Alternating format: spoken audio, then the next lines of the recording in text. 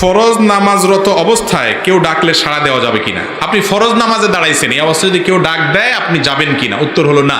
ফরজ নামাজ অবস্থায় কেউ ডাক দিলে আপনি যাবেন না।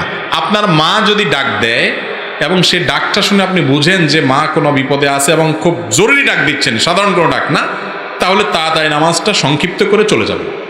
আর যদি নফল নামাজে থাকেন তাহলে মায়ের ডাক শুনলে নামাজ বাদ দিয়ে চলে যেতে হবে।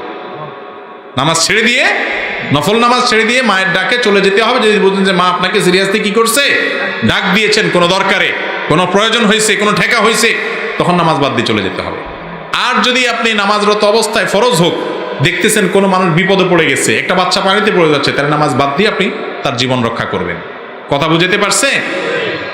আর আপনার জীবন যাওয়ার মতো বিপদ যদি হয়, ধরেন ভূমিকম্প শুরু হয়েছে, কি করবেন তখন? তখন আপনি যদি নামাজ না ছেড়ে ওই অবস্থায় আল্লাহর উপরে ভরসা করে থাকেন তো আলহামদুলিল্লাহ।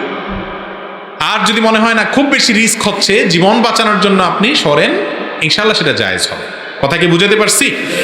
মূল বিষয় হলো ফরজ নামাজের অবস্থায় যদি কেউ ডাক দেয়, সে ডাকে সাড়া দিয়ে নামাজ কি করা যাবে না, ভাঙা যাবে না।